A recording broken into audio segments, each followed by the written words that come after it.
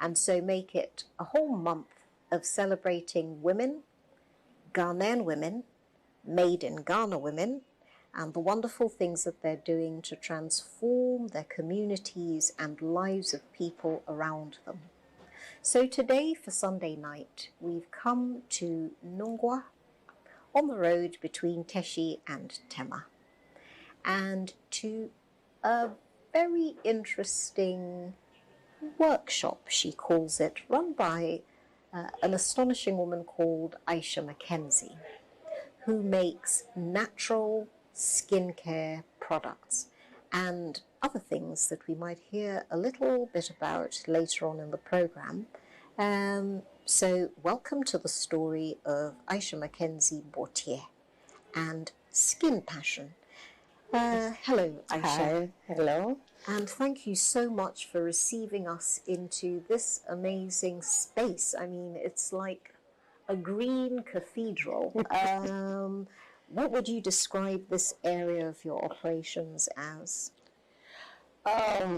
This is where we do everything, you know, from the soaps to the fermented foods, anything at all. This is our workshop. And I'm really into nature, so I decided to create something, ambience that we could all enjoy whilst we are working.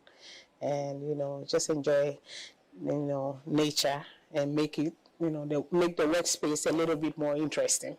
Yeah. I say this is a beautiful place. I feel quite envious of you coming here and seeing your plants, your paintings, your show boards of your soaps, which we'll talk about a bit later on. Okay.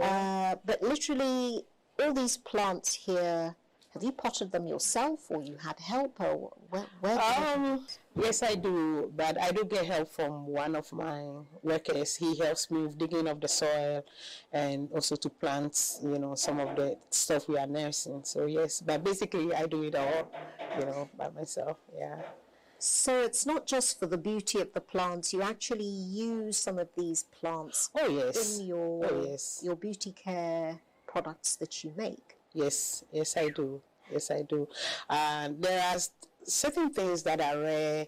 You know, for example, we have the Moringa tree inside, and maybe you want to make Moringa soap, you know, so I don't have to go out there looking for the plants or the leaves. You know, I can just go inside or outside and pluck it. So I try to, you know, plant some of the things that I need and use. Oh, and also things that are rare that, you know, you can find. I like to experiment growing them. Yeah. Now, I mean, this is amazing. Where did your interest, first of all, in the natural world and gardening come from? You're a native of Nungwa. Yes, I am a native of Nungwa. Mom and dad all comes from Nungwa. You know, 100% Nungwa girl, you know, born and bred here. Up to a certain age, after secondary school, you know, before I migrated, I traveled. Tell us a bit about your traveling. You moved to... Yeah, in 1989, I left Ghana to the States. And I went to school there, trained as a medical assistant. And in the 80s, when the AIDS epidemic, you know, was really out there, so I was working for healthcare for the homeless project, but I had a special training in AIDS, HIV. I do counseling and all that. So we were taking care of the homeless people on the street, and we had a special care unit, because what was happening is the shelters, they can come and sleep, but they have to leave in the morning. Now, if you have somebody who was really sick, you know, because they've developed full-blown AIDS, and they are released from the government hospital, where do they go? So we created a special care unit where they could stay, you know, and I was part of that team, which is also, you know, under the umbrella of Healthcare for the Homeless project. Yeah. Did people in Nungwa believe you when you came back and you told some of these stories, or you spoke to people on the phone about working with people in the Western country, the richest Western country in the world, with homeless people and people suffering from AIDS? Well, it was a culture shock for me, but, you know, myself, when I first arrived in America, you all know how we hold, you know, the Western world and the people in high esteem, and it was a big shock for me. I was working for the homeless project, and you see all these Americans, you know, who are homeless, sleeping in streets, and under bridges and cardboards on the on the walkway. It was a very big culture shock for me, because I came from a place that at the time, I mean, if you don't have a place, there's always a grandma place, an uncle, somewhere you could lay your head.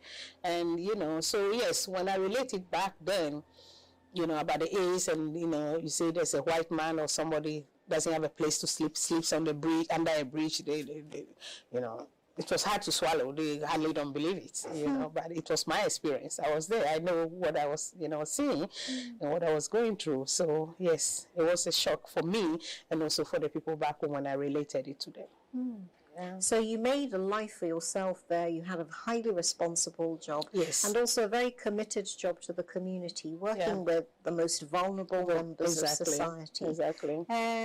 Was that, if you like, interest in community work something that you had experienced before in Ghana, or was it a first-time experience for you moving to America? It was a first-time experience.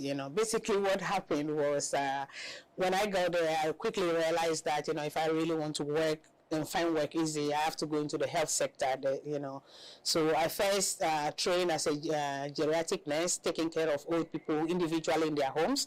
And whilst I was doing that, I was going to school at night. Monday through Thursday, I was going to school from 6 p.m. to 10 p.m., training as a medical assistant. So when I finished, then I got a job with Healthcare for the Homeless Project. And it was the only, sector I worked with till I left the States. Yeah. I was working in 13 different clinics throughout the weeks. Throughout the week, because we might go to, let's say, Emory Shelter and work there from 8 to 12, and then close, and then go to La Casa, maybe from 1 to 4. Just running through the different clinics. Yeah, it was, quite an experience. And when I joined the special care unit for the AIDS, I had to go for training for that. It was really heartbreaking, because these were all individuals with their stories. These were not necessarily bad people, but just little mistakes or little mishaps in life that just brought them down.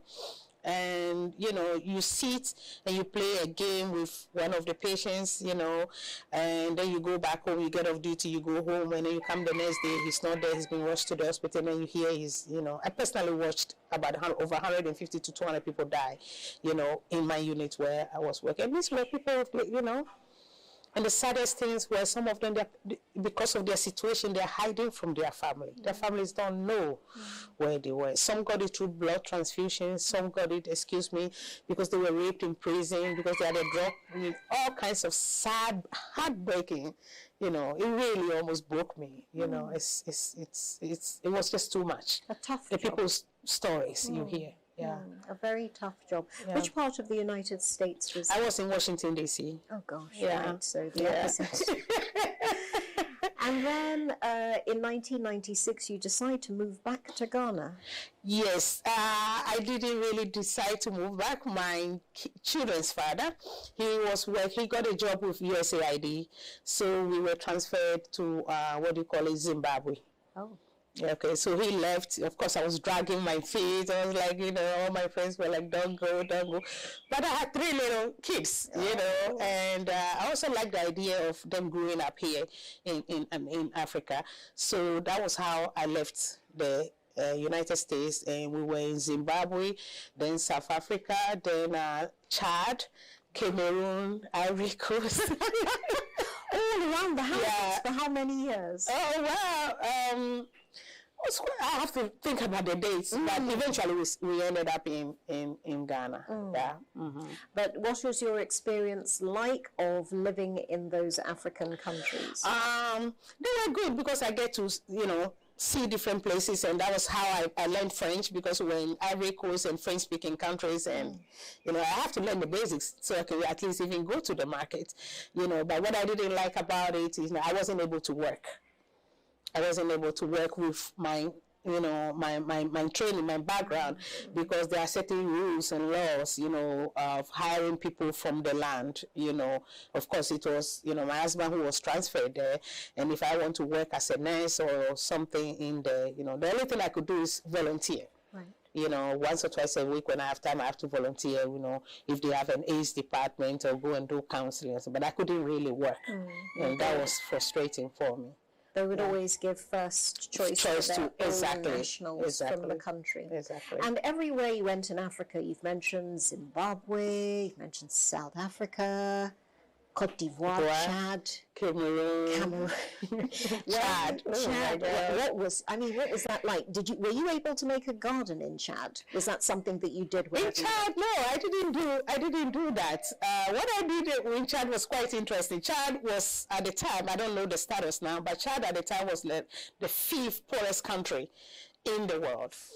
And what was interesting, you don't see the Chadians really interacting with the expats or the foreigners at work, fine, but after that is, it's also a Muslim community, and then there are dress codes. You can just walk to the market wearing a short skirt, or so you see stones flying, that you have to cover your head and all kinds of things. But what I did in Chad was they grow millet, and when it's peak season, the prices are so low. So we had a shed at the back of our house. So I would just buy a whole bunch of millets and just keep it. And then when it's off season and the prices are high, it's millet future.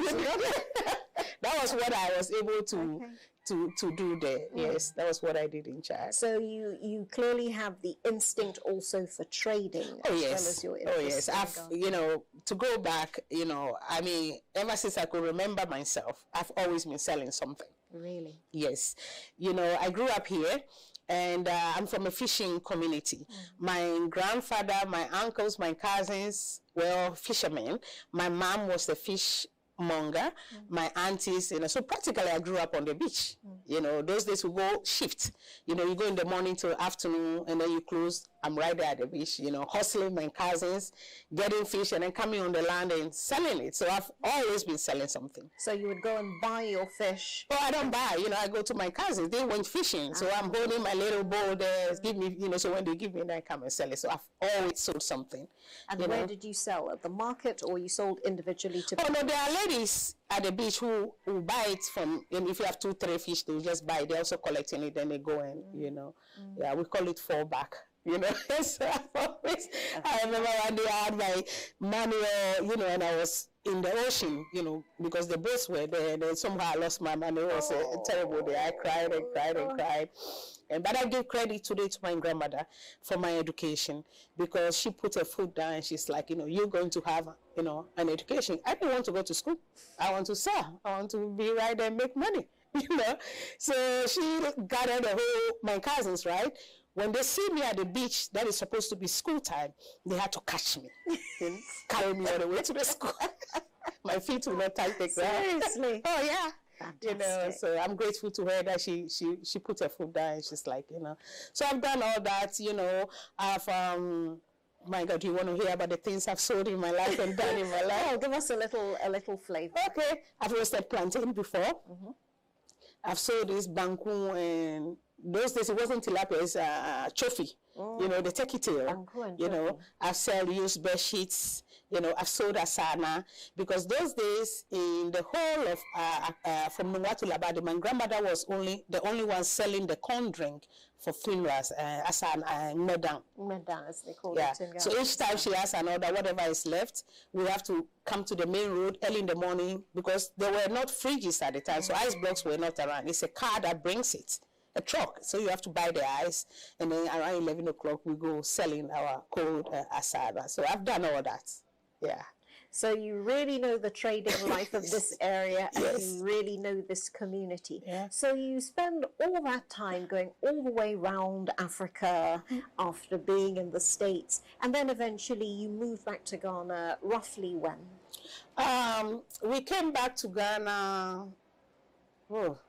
Like from 1996, probably to let's say 2005, finally, And you settled, first of all, in Nungwa. You came straight back here? Or? Yes, we came back to the house here, and then eventually we moved to East Legon, Then I decided to turn this place into a guest house. That's why I say Ofole Lodge.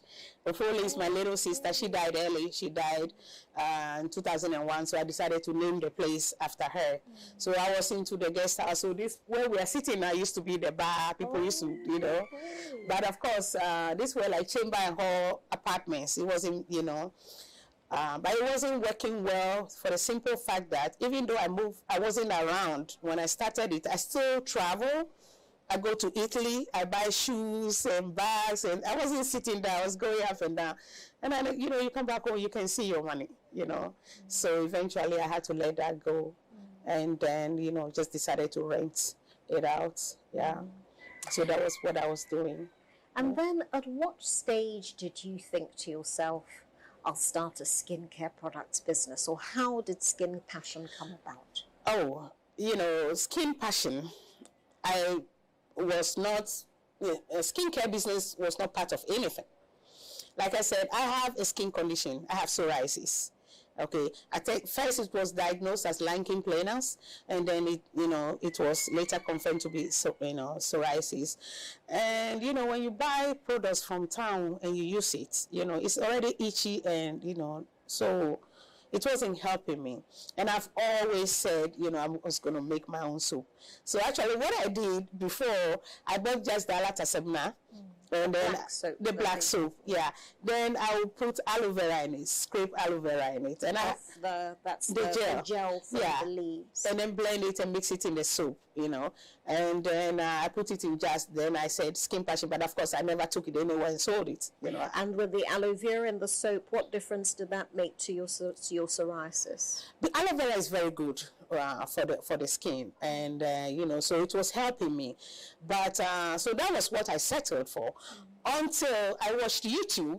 One day, out of boredom, really, I was watching YouTube and I saw somebody make, you know, papaya soap, and then they had titanium dioxide, white stuff, and design. So I sat up. I'm like, this is what I'm looking for. I can do this. Believe me, at that time, I didn't even know what caustic soda was. You know, I'm very impulsive, really. You know, I just jump into things without even, you know, thinking. So I'm like, I'm going to do this. So I went to the market and I'm looking for caustic soda. I thought it's something you could just buy. So eventually I found it in Tema. And also I didn't know that it was a dangerous stuff, that it was corrosive. But I brought that thing home and poured it into something. Something was just telling me, don't put your hand. Or you'd have dipped your hand straight in and probably made. You know, I just had this feeling that don't do this. And then, you know, to make soap, you need a stick blender, you need a scale, you have to weigh you know, I had nothing, you know. So I just eyeballed, you know, this, that, and, you know, I didn't have a blender, so I was using my stick, you know, for about an hour till it gets thickened. Literally blending by hand. Yes, you know, that's how bad I wanted to make that soap. So, you know, those soap dishes, the square ones. Yes. Yeah, so I went and got some as my mold and poured my soap in, covered it, and I was just waiting for that 24 hours to come. And eventually it came, I opened it, and they were hard. It wasn't perfect, but they had said, oh my God, they had said the whole world could hear me. You know, you screamed? Yeah, I was just happy. So just to explain, the main ingredients of the soap are what? They're potash? Yeah, the main ingredients for making soap are three things. Right. There's water, sodium hydroxide, which is lye or caustic soda, and oil. Okay. These are the main baselines of making soap. Without caustic soda, without lye, you cannot make soap. Of course, once the soap is formed, what you really have is a bar of salt, you know, and then you let it cure for like 4 to 6 weeks, and that eliminates all the, you know, the lye from it and the moisture, you know, so basically it's chemical, you know, free. Yeah. Wow. That's so you then, after watching these videos, got the idea that maybe you could start making your own soaps. But as you said, the basic thing that you were looking at was anagusamla, as we would call it in Ghana. That's what I was using. The black soap, and you were using that as the basis and just initially combining it with ingredients, and then you went a step further and you actually decided to start make the bar soap. your bar soaps. Yeah. And that was purely for your personal use. Oh yes, you know, and once I made that, you know, soap, like I tell everybody now who wants to learn soap making, I'm always like, beware. Soap making is very, very, very addictive. Why do you say that? Oh my God, if you make your first soap, you don't end there. You know, then you want to try this, then you want to try this, then you want to try this. And I am just the type of person, when I have an idea in my head, you know, after making my first soap, and then I made the second one with different ingredients. What were the ingredients in your second soap? I think the second soap I did was moringa leaves, you know. And then I realized, so once I had a concept of it, and then I will research a certain ingredient, and then I've decided to make soap out of it. I just cannot rest till that soap is made. You know, that was how. So these are all my own recipes that I created. Yes, we've got a beautiful display in front of us of all kinds of soaps. You've got neem, Yes. you've got cocoa and cucumber, you've got, I think, a black soap and tamarind over here, moringa and cucumber. Papaya. I mean, this is extraordinary. I mean, people would say this is a very un-Ghanaian thing. Or did you discover that actually there's a small movement of people who are making these sorts of handmade soaps and began to experiment with? The other aspect also was, you know, when I was training myself on YouTube, you know, most of the soaps that are made with just the basic, like I said, soap, water, and water, oil, and caustic. But they were using a lot of colors, mica colors, to create beautiful things. And I really wanted that also, you know. But then I came to the realization that, you know, I mean, I can't have it, you know, because then I have to order it from abroad and things. And also, me really, really wanting to make natural products, you know, because when I made my moringa soap, I realized, you know, it was green. And when I made my papaya soap, I saw the color. And so when I made the charcoal soap, it was black. When I made the rice soap, it was white. So these were our colors. That was what gave me the idea that I should create the colors from my ingredients. Natural colors from the actual ingredients. So I don't put colors in my soaps. But the mica colors wouldn't have irritated your skin then? That was also one, you know, at the time I was just looking at the beauty of it, you know, trying to create something beautiful. But I also realized that, you know, those are colors, you know, and that's not the main reason why I wanted to make soap. So why not try to create the colors from my, you know, ingredients so that I keep everything natural. Yeah. But in terms of if you like, the base ingredients, say the fruit and the leaves, the natural products, you have practically everything that you need here in your own garden. Yes. And the ones I don't have, I can go to the market and buy it. So I realized that, you know, try making the soap from what I have. So that's what I resolved, to making soap, natural soaps from what we have. Because look around us here in Ghana. You know, we have everything. We have everything. So what eventually happened was I was making my soaps and making videos and putting it on YouTube. I have a YouTube channel. Then I started getting all these comments, and all these soapers started contacting me. Then they wondered what I have. You know? Oh, so you know yourselves as soapers. Yes, you know, it's like, you know, can I get some moringa leaves or moringa? Then I said, well, I cannot ship you the leaves, but I can ship you the powder. You know, papaya leaves, all the things I was using. You were actually shipping these ingredients overseas. You're getting demands from what sorts of places? Oh, about, let's say, 89 or 90% of my customers are from North America. Second is Europe, and then I have Asia also, you know. And then one of the biggest things, because I collect the plantain peels and then the cocoa, you know, pods, the one that they've taken, you know. Sure. Then I dry them out there. There's a video of it on YouTube.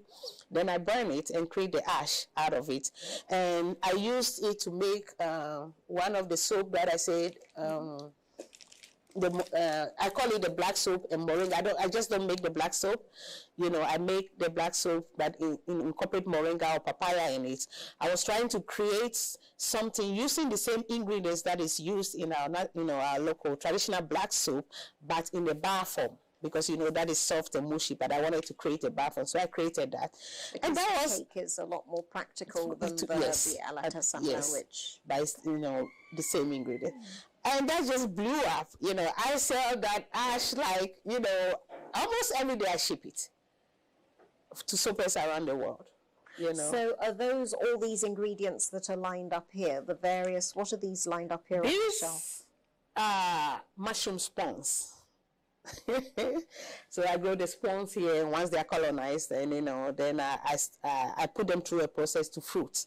So these are millets, and these are mushroom spawns. This is something completely different. So that's the fermented food side of your business, which we'll get onto perhaps in a bit. But if you can just explain, because people will be interested in this, if only for their own use, if they want to start soap making at home, what are the benefits of something like moringa in soap? We hear a lot about moringa and its high vitamin C content, so people take it as a supplement. I've taken moringa pills myself. But what does it do for the skin?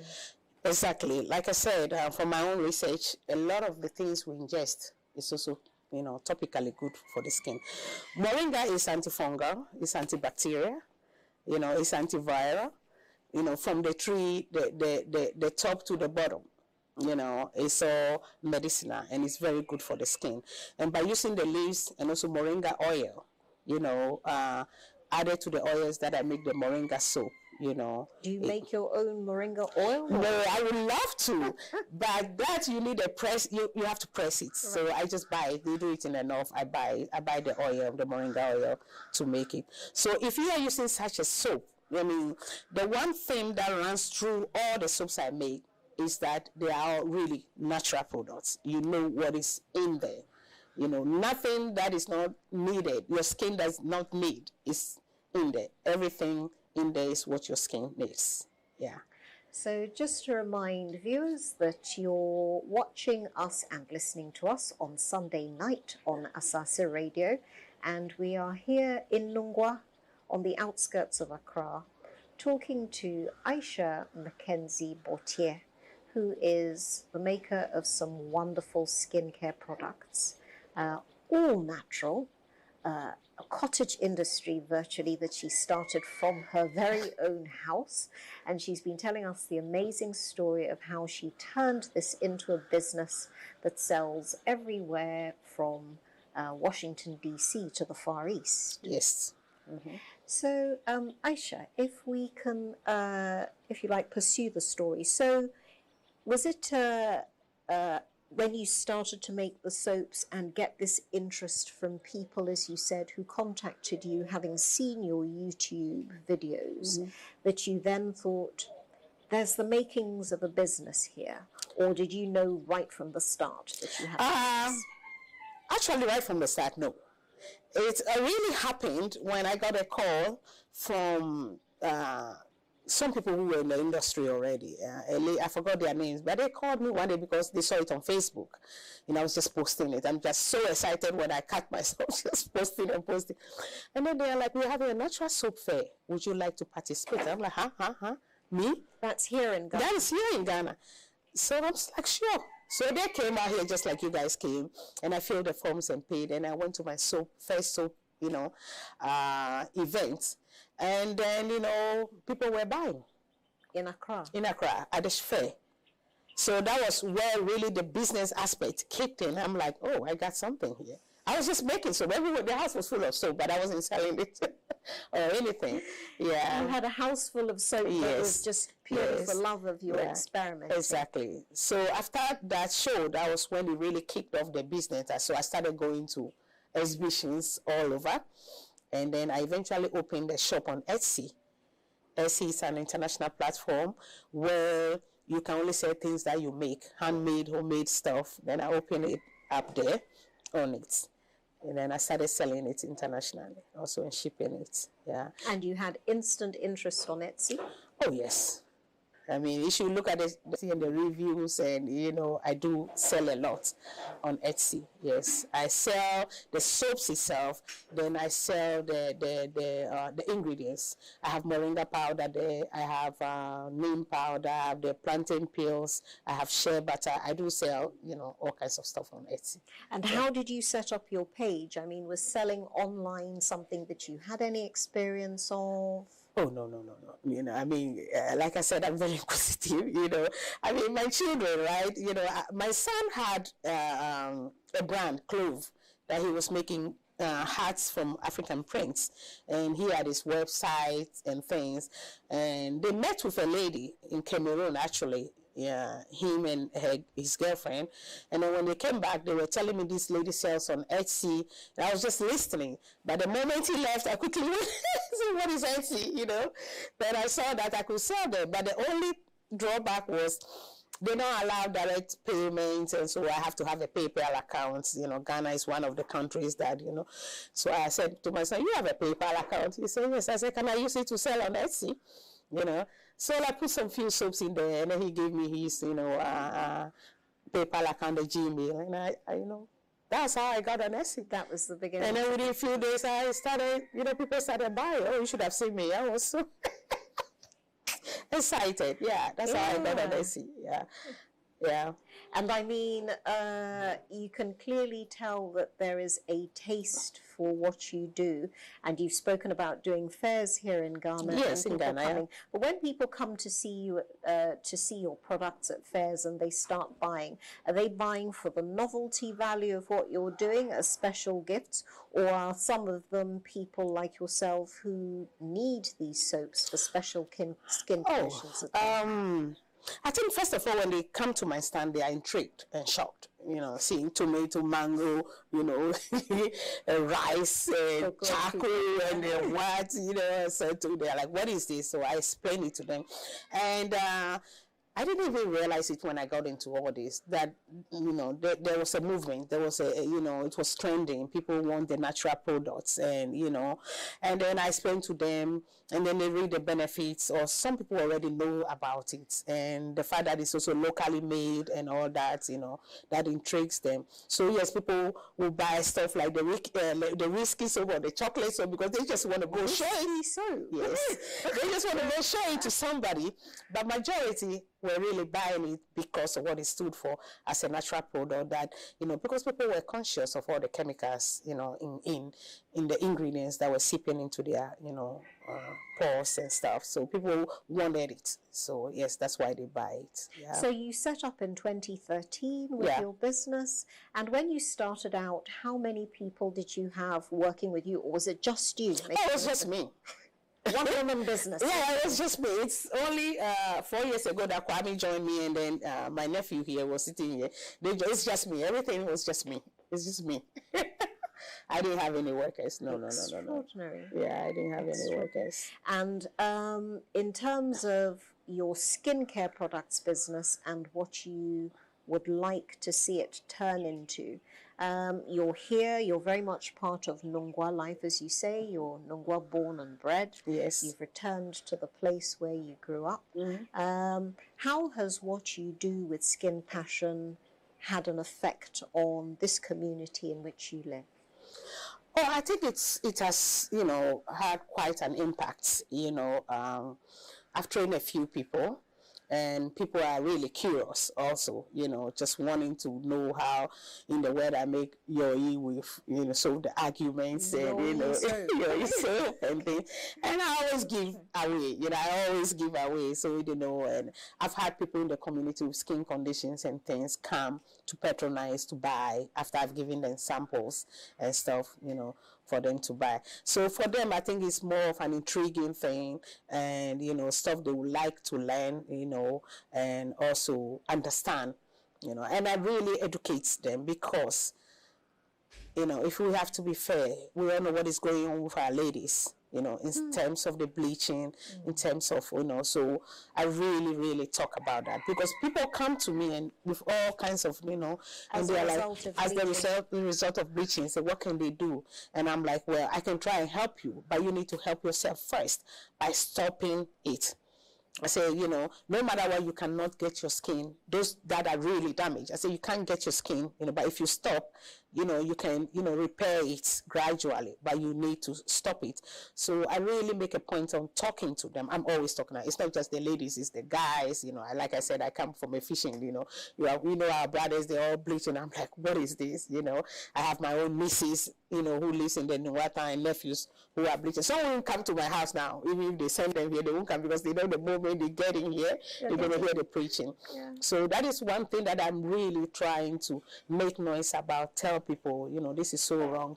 I said, anytime you see your skin damaged like this, it's not just that. Your major organs are also that, because your liver, your kidneys are like the, you know, what's the word to use? Like strains that, you know, so they filter out it all filters the impurities. And, you know, some of these creams you are supposed to use only for 2 weeks and then stop for certain days and use again. And then you are using it constantly, you know, for years. I said, do you know what is happening to your major organs?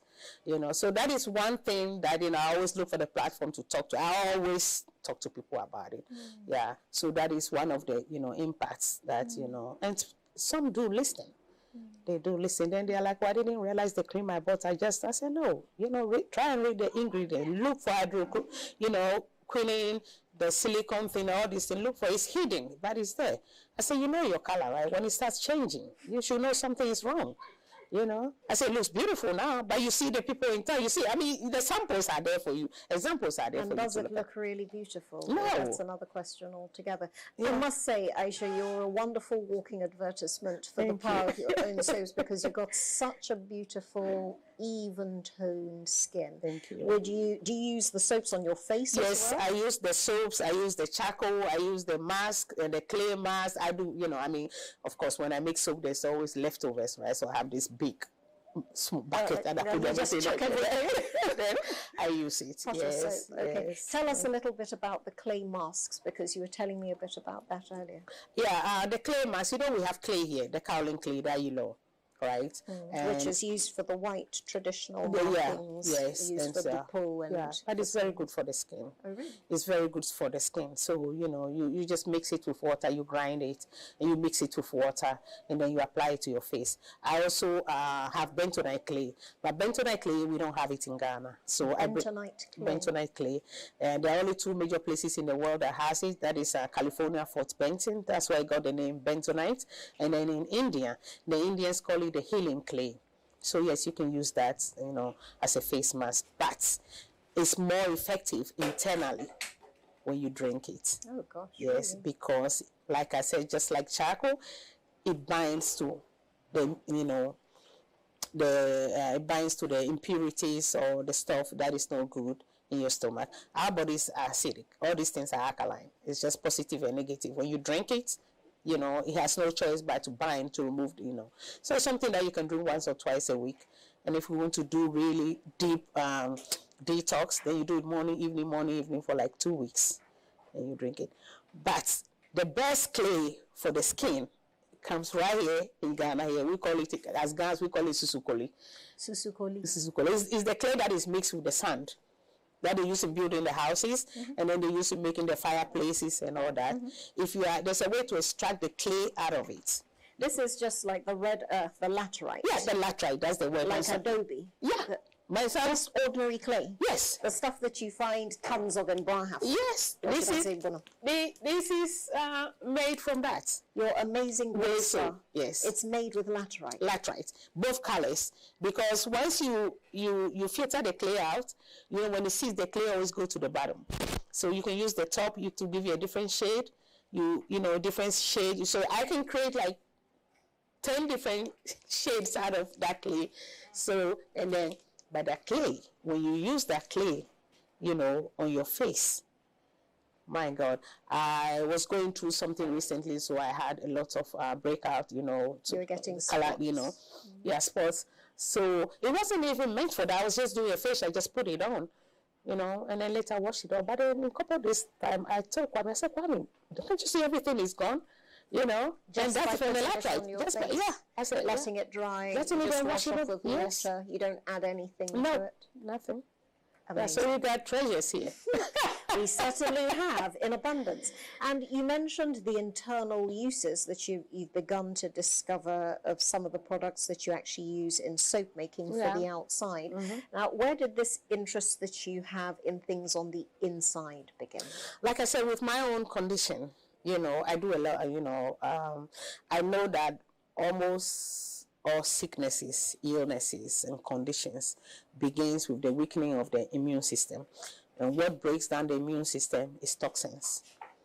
You see, so I was researching how to really get rid of toxins. And that was when I came across, the clays, the kaolin clay, which we have here, the bentonite clay, and charcoal, basically. This will get rid of toxins. So it's something that everybody needs to have. I always tell them, I say, you need to have this charcoal in your, just drink once a week, and make sure everything you've accumulated during the week, you've gotten rid of it. It helps. Now, people think that this is the kind of thing that only pregnant women with obsessions do. Like they like to eat kaolin or whatever. But actually, you're saying it's a regular detox that you can take. It is. And what I do is, when I tell people about it, I always give them a link to a website. It's called the Bentonite Clay Testimonials or Kaolin Clay Testimonials. And, you have no idea what these clays can do. Basically, and it makes sense.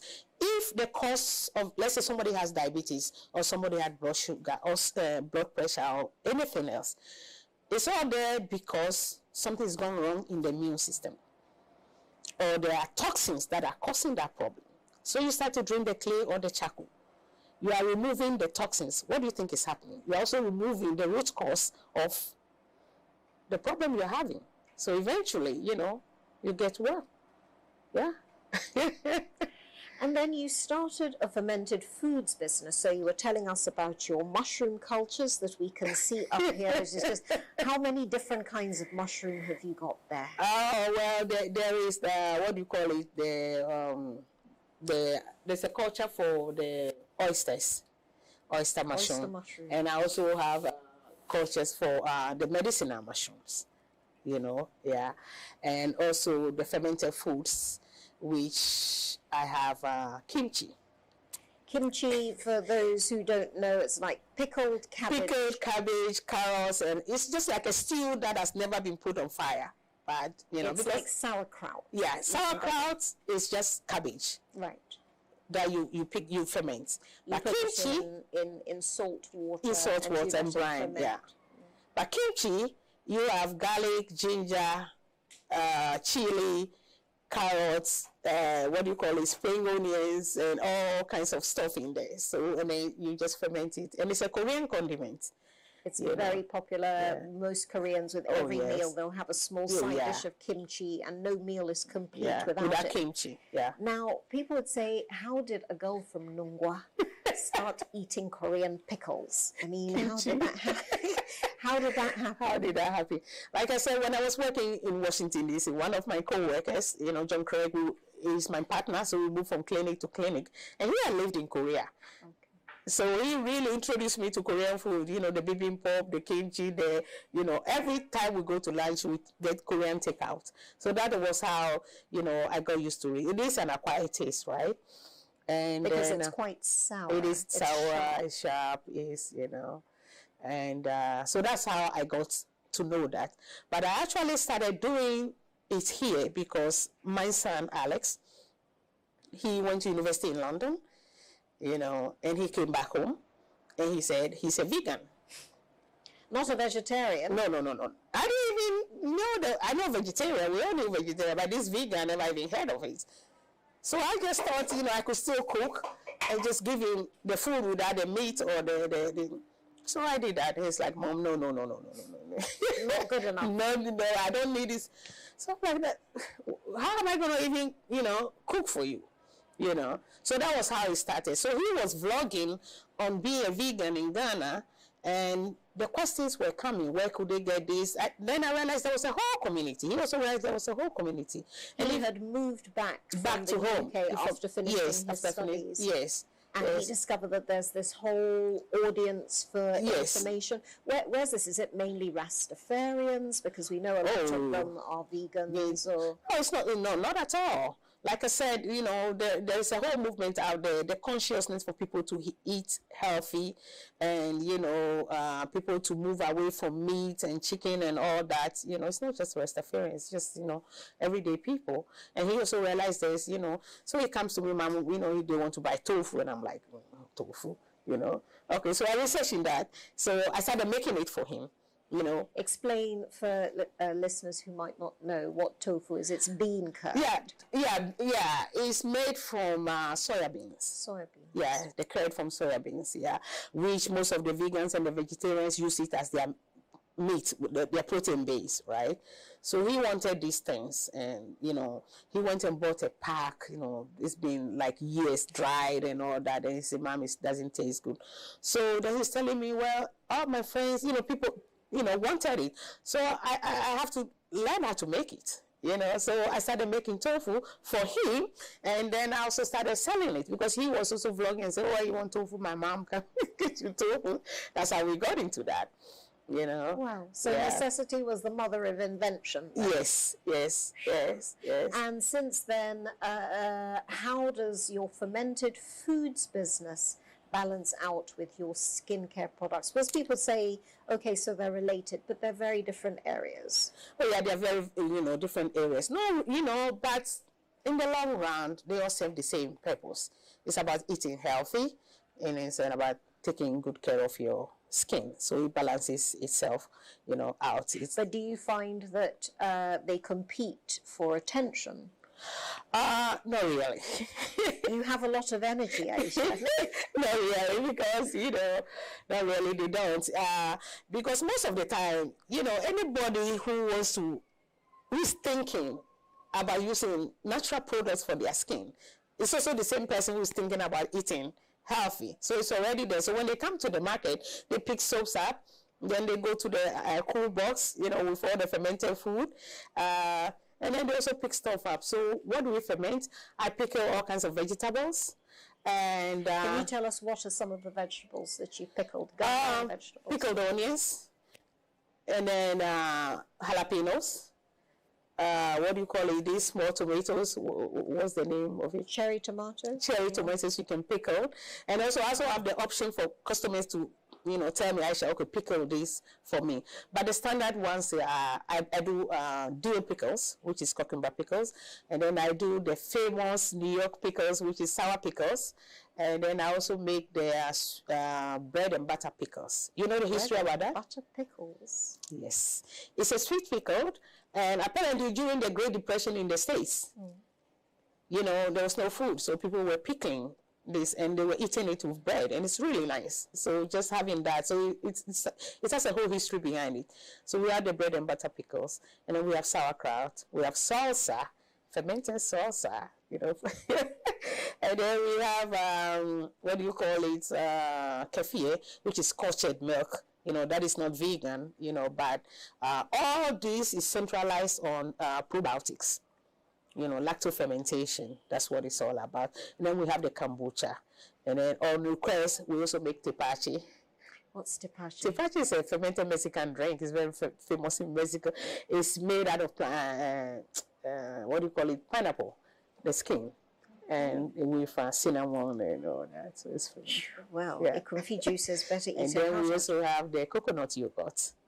And we also make coconut water kefir.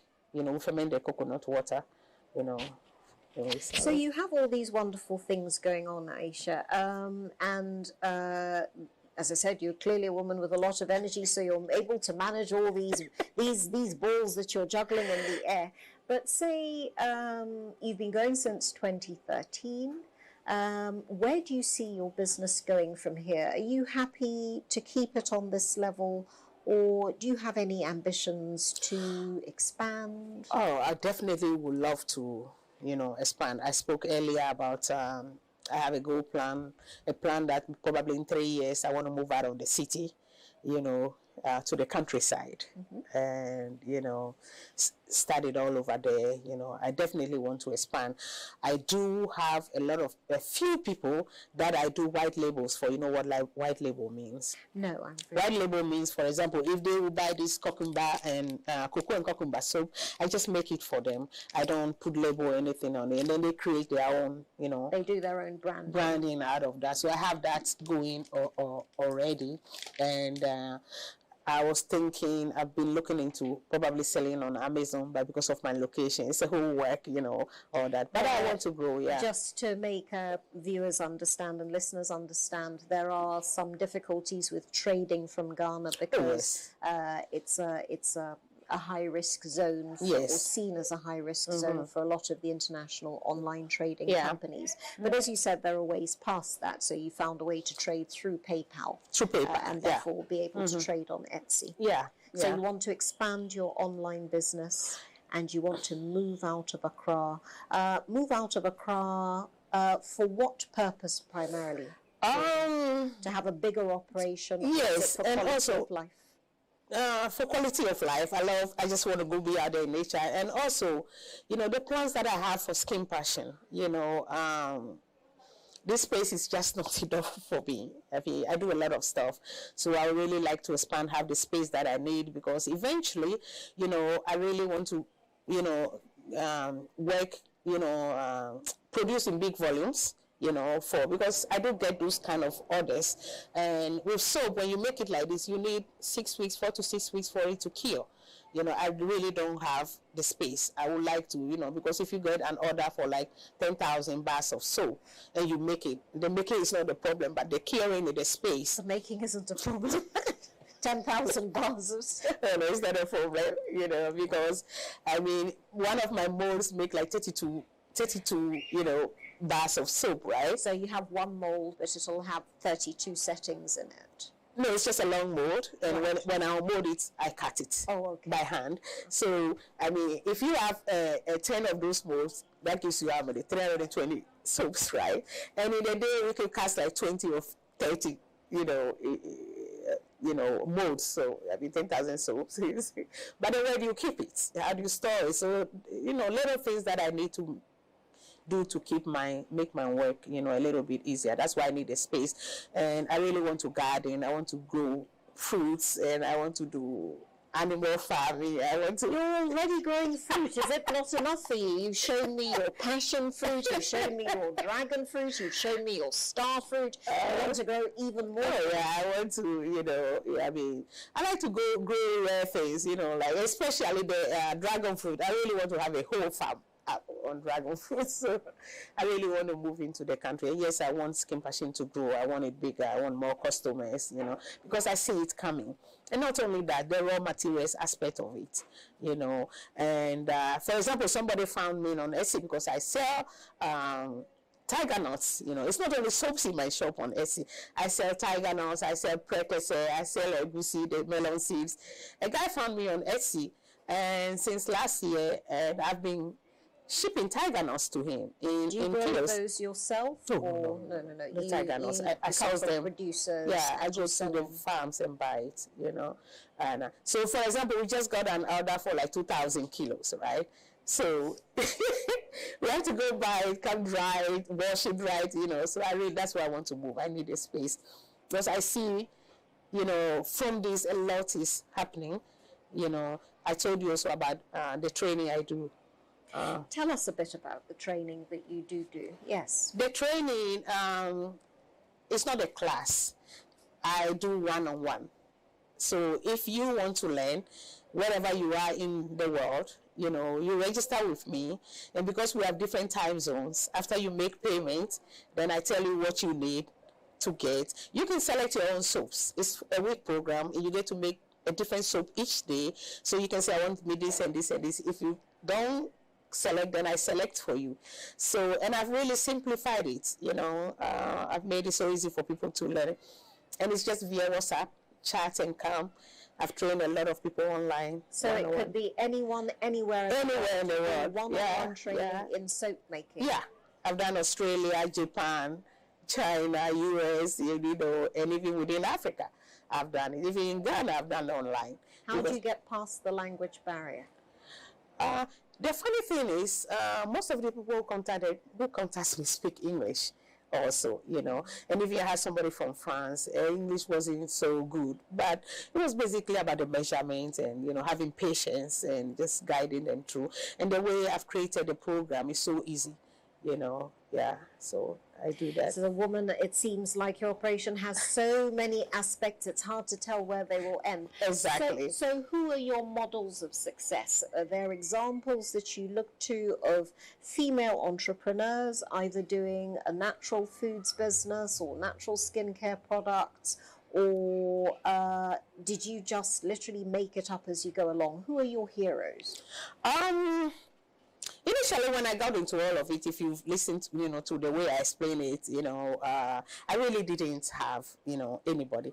But now that I am in the business, I watch a lot of other women. For example, I was watching this young girl who was in the UK, and she just moved to Nigeria. And what was she? She was into furniture. And it's very inspirational. I've seen a lot of, women, on the net, African women, who are doing wonderful things, and that really inspires me and gives me ideas. I cannot name stuff, But no, maybe not name the women, but can you give us an idea of some of the sorts of things they were doing, these women? Like I said, there is this soap furniture maker, she's not even 30 years old, and the things she's doing. And then I got a lot of inspiration from Kenyan women also when it comes to the farming. Kenyan women, you'll be surprised. They actually do the farming. They farm a lot, So what has inspired me is why I also want to go into the country is to go and grow arrowroots, Arrowroots, they do a lot, yeah. So the farming sector, the agricultural sector, and, even growing stuff like rearing stuff like grass cutters and things that they do in Ghana. Yeah, there's a lot of inspiration out there. And indeed, a couple of years ago during the African Agricultural Forum, which was held here in Accra, they had the Africa Food Prize, and it went jointly to a Ugandan woman who is a doctor who has a very interesting mixed-use farm where she does pig rearing alongside crop cultivation, alongside fish farming in tanks. And so there's some wonderful examples of inspiration. It's each time I watch these kind of things, I just become alive, I just become alive, Yes, we are so blessed. There's just so many here. I always tell my workers, I'm like, you better be watching and looking, Don't tell me one day that there's no work, you don't have to wait for the government to give you. There's so much around. That's why one of the boys, I'm pointing him into the direction of worm casting, I said, the worms are everywhere. And we have the food scraps. What are you waiting for? So what does the worm casting business that you're starting up with him, what does that consist of? It's breeding worms for... Okay, it's the breeding the worms. Basically, what you are looking for is the waste product from the worms, which is like their poo, just like cow dung or chicken. It's a very rich form of fertilizer. It is. I have some sitting right there behind. And people use it in gardening, home gardening. In home gardening, if you do it in large scales, they buy it, for bigger farms. It is just a natural fertilizer. Then you don't have to worry about, the chemical stuff. And even if you mix it with water and spray it on the foliage, it prevents the pests and things from eating it. Yeah. So would you describe yourself very much as part of the organic movement? Oh, sure. Yes, definitely. And how do you see that growing? Is it something that women in particular are engaged with at the moment, or is it across the board? A lot of women are engaged in that. Like I said, it is also a whole movement. It is something that is really trending. Because a lot of people are hearing about it. That we always, have a laugh at the market. Because somebody hears that conversation and then they come to the market and they are looking for everything organic. I want organic this, organic flowers, organic stuff. So, people are enlightened by it when they hear it. And the simple explanation is, okay, this is organic stuff, fruits or vegetables, you don't have to worry about the chemicals in it. People are conscious about their health. People want to live longer and be healthy, that they don't have to battle diseases and stuff. So it is a real big deal, big movement about it.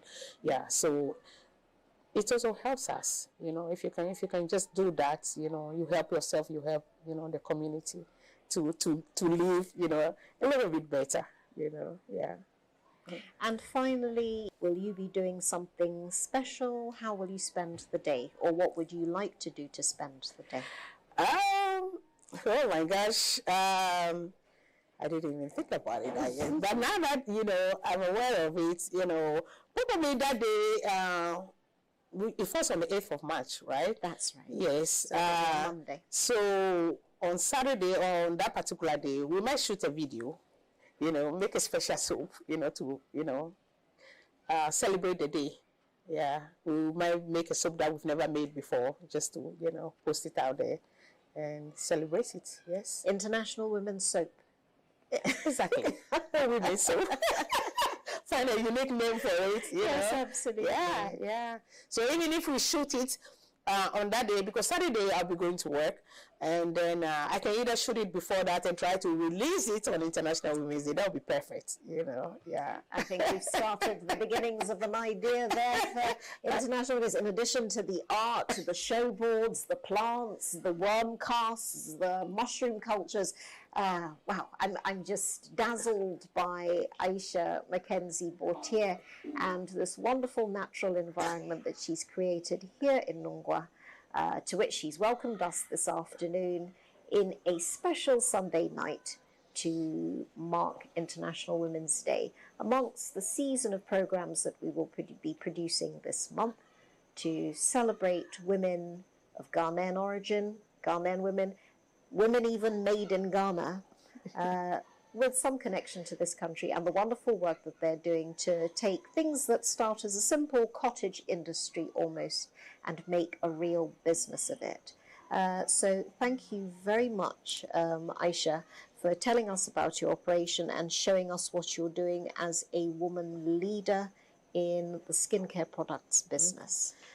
Thank you very much for joining us on Sunday night here from Nungwa. And the production team today for this program, unfortunately, has been all male, but we might make some changes to that later on in the month. So your producer today has been Abedi Inem, ably assisted by Dennis Asante, as always, and also helped today by Mr. Faye. Thank you very much for joining us on Sunday night. And let's keep celebrating the women of Ghana through this special month of March. I have been your presenter, Nanaya Mensah, for Sunday night. And in case you have come to this program just in the tail minutes and you thought, what did I miss there? Don't worry. You can watch the program again on our Facebook page, watching the live streaming back, and indeed watch excerpts on our YouTube channel, Asaase Radio 99.5. Thank you very much for joining us on Sunday night. Join us again next week. Asaase Radio.